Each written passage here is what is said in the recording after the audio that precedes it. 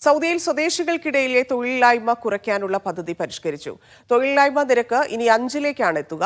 7% നീക്കം പ്രതീക്ഷിച്ചതിലും നേരത്തെ പൂർത്തീകരിച്ച സാഹചര്യത്തിലാണ് ഈ നടപടി. വിഷൻ 2030 പ്രകാരം രാജ്യത്തിന്റെ തൊഴിൽ വിപണിയിലെ പരിവർത്തനം ലക്ഷ്യമിട്ട് പ്രഖ്യാപിച്ച തൊഴിലില്ലായ്മ നിരക്ക് കുറക്കുന്നതിലെ ലക്ഷ്യം പരിഷ്കരിച്ച് സൗദി അറേബ്യ. ലക്ഷ്യം 5%മായാണ് പുതുക്കി നിശ്ചയിച്ചത്. നേരത്തെ നിശ്ചയിച്ചിരുന്ന 7% ലക്ഷ്യമിട്ടതിലും വളരെ നേരത്തെ പൂർത്തീകരിച്ച സാഹചര്യത്തിലാണ് പുതിയ പ്രഖ്യാപനം. രാജ്യത്തെ യുവതീയുവാക്കൾക്കിടയിൽ തൊഴിലവസരം സൃഷ്ടിക്കുന്നതിലും തൊഴിൽ പങ്കാളിത്തം വർദ്ധിപ്പിക്കുന്നതിലും തുടർച്ചയായ പുരോഗതി കൈവരിച്ചുകൊണ്ടിരിക്കുന്ന സൗദി അറേബ്യ IMFന്റെ പ്രത്യേക പ്രശംസക്കും കഴിഞ്ഞ ദിവസം പാത്രമായിരുന്നു. മുൻ ലക്ഷ്യമായിരുന്ന 7% കഴിഞ്ഞ വർഷം അവസാന പാദത്തോടെ പൂർത്തിയാക്കിയ സൗദി ഈ വർഷം രണ്ടാം പാദത്തിൽ ചരിത്രത്തിലെ ഏറ്റവും കുറഞ്ഞ നിരക്കായ 6.3%ത്തിലേക്ക് എത്തി.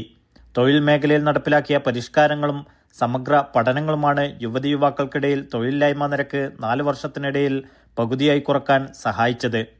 വനിതകൾക്കിടയിലെ തൊഴിൽ പങ്കാളിത്തം 36%ത്തിലേക്ക് ഉയർത്തുവാനും ഇതുവഴി സാധിച്ചു. Naushad Irikkur, media 1, Dammam.